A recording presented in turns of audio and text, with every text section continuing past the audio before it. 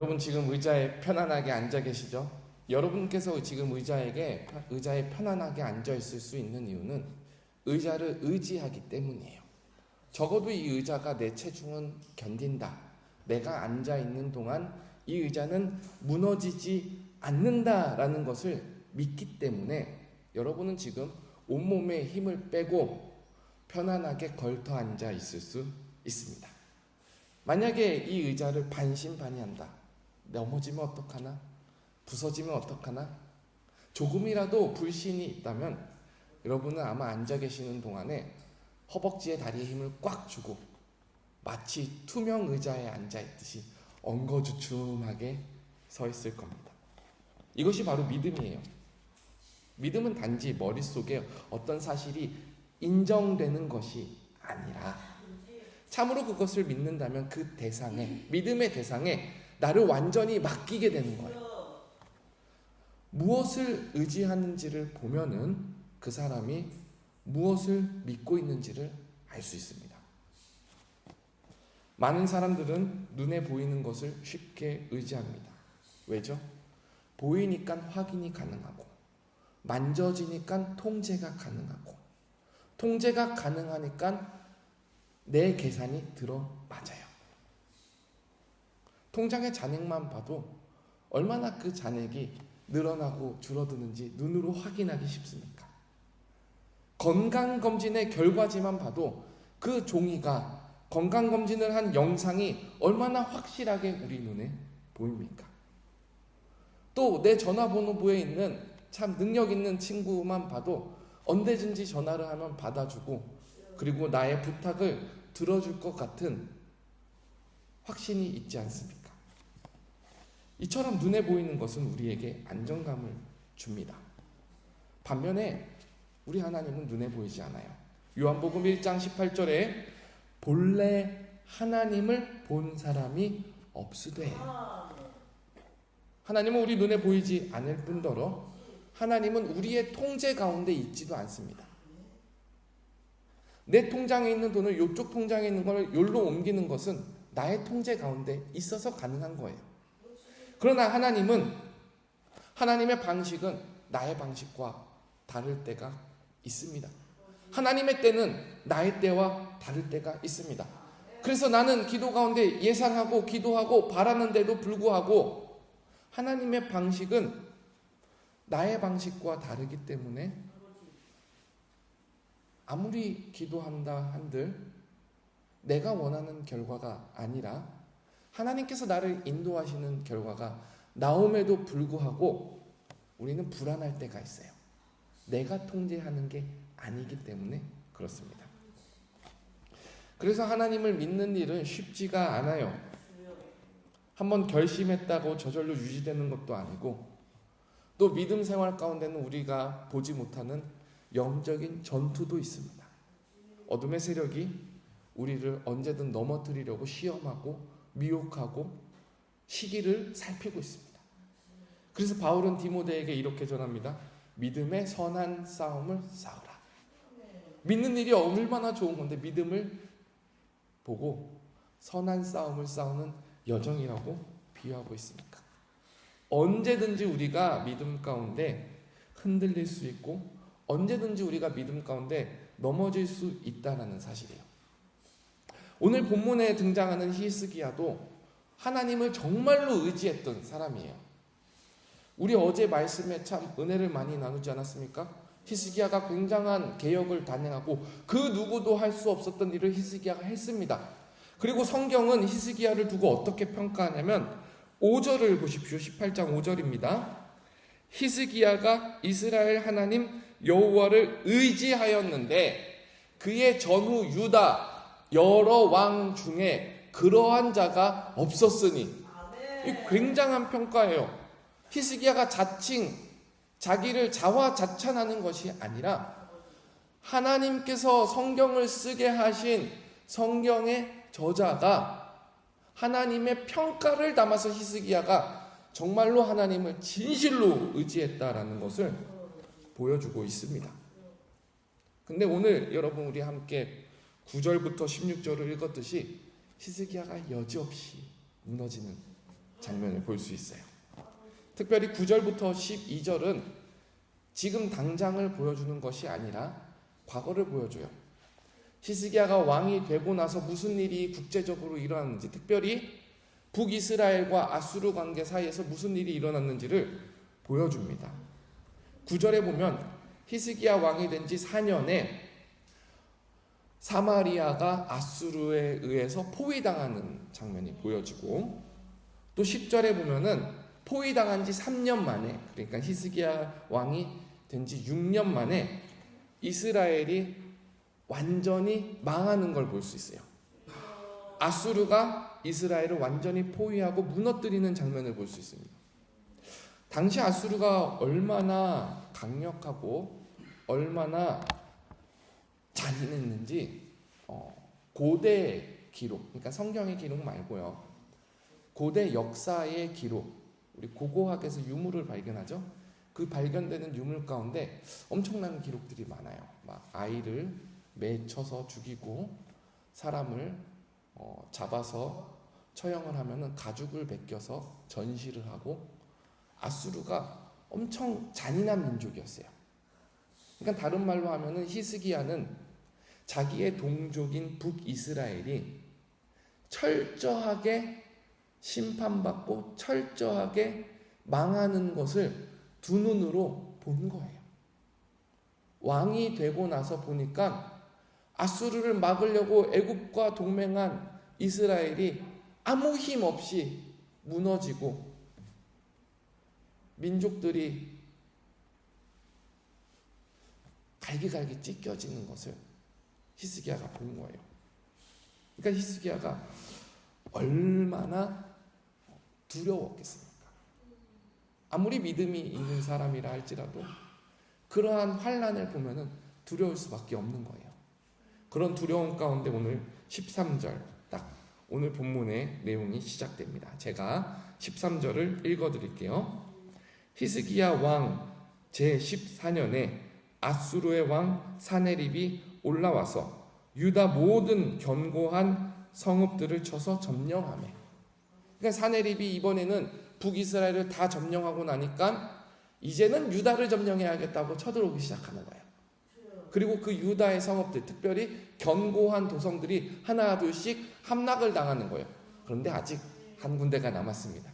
예루살렘은 무너지지 않았어요. 그리고 예루살렘은 점점 옥죄어와요. 여기에서 히스기야가 믿음의 시험을 당하는 거예요. 과연 하나님이 예루살렘마저 지켜주실까? 아니면 우리 예루살렘도 사마리아처럼 아수르 왕국에 넘어가게 될까? 여기서 히스기야가 잠깐 흔들리는 장면을 볼 수 있습니다. 14절을 읽겠습니다. 여러분 한번 잘 보십시오. 14절입니다. 유다의 왕 히스기야가 라기스로 사람을 보내어 아수르 왕에게 이르되, 이제 아수르 왕에게 히스기야가 사신을 보내는 것이죠. 근데 그 내용이 뭐냐면 내가 범죄하였나이다. 이게 뭐냐면 히스기야가 이제 종교개혁을 단행할 때 하나님만 의지하겠습니다 하고 아수르에게도 배반을 한 거예요. 하나님만 의지하는 마음으로. 근데 이제 아수르가 자기를 쳐들어오니까 그것이 후회돼가지고, 아수르 왕이시여, 제가 전에는 잘못했어요. 제가 범죄했어요. 그러니까 어떻게 하면 좀 마음이 달래지겠습니까? 이렇게 사신을 보내는 거예요. 자, 계속 읽어드릴게요. 나를 떠나 돌아오소서. 왕이 내게 지우는 것을 내가 당하리이다 하였더니 아수르 왕이 곧 은 300달란트와 금 30달란트를 정하여 유다 왕 히스기야에게 내게 한지라. 그러니까 히스기야가 아수르 왕한테 사정하는 거죠. 제발 좀 돌아가 주세요. 제발 좀 우리를 살려주세요. 그러면 내가 아수르 왕이 나한테 요구하는 거 다 들어줄게요. 이렇게 하니까 아수르가 굉장한 요구를 합니다. 은 300달란트, 금 30달란트. 어마어마한 재정을 요구하는 거죠. 사실 당시 유다는 이미 기울을 대로 기울어가지고 이걸 낼 경제적인 능력이 없어요. 그러니까 히스기야가 어떻게 이것을 갚는지 우리 한번 말씀을 읽어봅시다. 15절입니다. 15절 함께 읽어보겠습니다. 시작. 히스기야가 이에 여호와의 성전과 왕궁 곳간에 있는 은을 다 주었고, 은을 다 왕궁 곳간과 성전에서 긁어가지고 준 거예요. 그리고 나서 금을 줘야 되는데 금이 줄 양이 안 되니까 어떻게 했냐면 16절입니다. 참 비참한 행동입니다. 함께 읽겠습니다. 시작. 또 그때에 유다 왕 히스기야가 여호와의 성전 문의 금과 자기가 모든 기둥에 입힌 금을 벗겨 모두 아수르 왕에게 주었더라. 자기가 입혀놓은 성전 기둥의 금을 자기가 벗겨가지고 성전 문에 있는 금을 뜯어가지고 아수르 왕에게 갖다 바치는 거. 저 좀 제발 살려주시고 우리나라 그만 공격하고 돌아가 주세요. 사정사정 하는 거죠. 여러분, 이게 성경에 나온 기록이죠. 근데요, 이 똑같은 기록이요, 지금 유럽의 한 박물관에 기록이 저장되어 있는데 성경의 기록이 아니라 아수르 왕국의 그 왕조의 기록에 똑같은 내용이 적혀져 있는 게 지금 유럽 박물관에 있어요. 성경이 얼마나 참인지 보여주는 대목이죠. 아수르 왕국을 발굴하던 고고학자들이 이 내용이, 성경에 있는 내용이 똑같은 것을 발견하고 그것을 유물로 보관하는 건데 참 신기합니다. 이제 우리가 여기서 중요하게 볼 것이 무엇이냐면 이런 질문들이 들죠. 하나님, 그럼 히스기야가 바로 앞전에 했던 개혁은 무엇입니까? 그렇죠? 하나님, 히스기야가 산당도 없애고 우상도 부쉈는데 그 믿음 지금 어디에 갔습니까? 또 이런 질문도 있어요. 성경이 히스기야를 그렇게 긍정적으로 평가하지 않았습니까? 근데 성경이 평가하는 믿음의 사람이 어떻게 이렇게 한순간에 무너질 수 있습니까? 우리는 이 본문을 읽으면서 18장 한 장에서 어제의 히스기야와 오늘의 히스기야를 보면서 혼란스럽습니다. 근데 여러분, 이것이 사람이에요. 이것이 사람이에요. 이게 저와 여러분의 모습입니다. 어제는 믿음으로 결단했는데 오늘은 흔들릴 수 있고, 어제는 말씀을 듣고 이해했다고 했는데 오늘은 완전히 혼란스러울 수도 있는 것이 사람이에요. 그런데 여기서 성경이 우리에게 도전하는 것은 믿음을 너무 쉽게 자랑하느냐, 믿는다면 예수 그리스도를 의지하고 앉아있느냐, 아니면 예수 그리스도를 의지하고 앉아있는 것 같은데 여전히 우리의 다리에 힘을 주고 투명 의자처럼 버티고 있느냐. 참된 믿음이 뭔가를 우리에게 도전하는 거예요. 많은 사람들이 이렇게 신앙을 자랑합니다. 나는 목숨을 걸어서라도 내 믿음 지킬 수 있다. 나는 절대로 타협하지 않을 것이다. 믿음 가운데 예수님을 자랑하는 것이 아니라 어느새 자기 자신을 자랑하고 있다라는 거예요. 이것은 자기 의지를 자랑하는 거예요. 여러분, 우리 의지가 그렇게 강하고 우리 의지가 그렇게 대단하자면 왜 예수님께서 십자가를 지실 필요가 있었겠습니까? 왜 예수님께서 우리를 대신해 죽음을 감당하실 필요가 있었겠습니까? 우리가 의지로 우리가 구원을 받으면 되지. 우리 의지가 별거 아니기 때문에 우리는 우리를 대신하여 십자가에 죽으시고 우리를 대신하여 대표하여 첫 열매 되시는 부활의 예수님을 의지하는 거예요. 중국 목사님 중에 왕밍따오라는 목사님이 있습니다. 왕 목사님이라고 할게요. 너무 어려우니까. 이 목사님이 중국 공산당이 1949년에 집권을 했거든요. 근데 이 목사님이 중국 공산당이 집권을 했을 때 중국의 정책을 반대하다가 붙잡혀가요. 그때 당시 중국의 정책이 뭐냐면 모든 교회를 공산당 밑에 두고 교회에서 가르치는 것을 공산당이 통제하겠다라는 거예요. 근데 왕 목사님이 아무리 생각해도 교회는 국가의 통제 아래 있는 것이 아니라 하나님의 지배 아래 있어야 되고 복음에는 자유가 있어야 되는데 공산당에서 그것을 제지를 하니까 이제 왕 목사님이 신앙의 양심을 지키기 위해 투쟁을 한 겁니다. 그런 와중에 이제 왕 목사님이 공산당에 붙잡혀 가는 거죠. 처음에 15년형을 선고받았어요. 엄청 긴 기간이죠. 왕 목사님이 이때 당시 나이가 55세였는데 15년을 선고받은 거예요. 근데 그때 왕 목사님이 자기 교회 교인들에게 편지를 보냈는데 굉장한 믿음의 고백을 합니다. 우리는 하나님께 충성하기 위해 우리에게 요구되는 어떠한 희생이든 다 감수할 수 있습니다. 다른 사람이 아무리 진리를 왜곡하고 우리를 비방한다 할지라도 우리의 믿음 때문에 변함없이 남아있을 겁니다. 자기 의지를 확신한 거예요. 아멘 하는 게 아니라 자기 의지를 확신하는 거예요. 여기서는 왕 목사님이 자기 자신을 한 거예요. 근데 이때 왕 목사님이 얼마나 많은 시련을 당하냐면은 중국 공산당원들 사이에서 저 왕 목사 한번 신앙 꺾어보면은 대박이겠다, 이 소문이 도는 거예요. 네. 경쟁이 붙은 거예요. 그래서 어떤 사람은 뇌물을 갖다 주고 어떤 사람은 그 고문을 하고 또 어떤 사람은 아내를 데려다가 막 사람 마음을 흔들어 놓고 이런저런 모진 고초 가운데 왕 목사님이 회후에 넘어갑니다. 결정적으로 아내가 굉장히 많이 죽을 만큼 아팠고 왕 목사님이 마음의 연약함에 넘어가 버린 거예요. 그래서 이제 1956년에 석방이 되면서 왕 목사님이 중국의 공산당을 대변하기 위한 운동을 해요.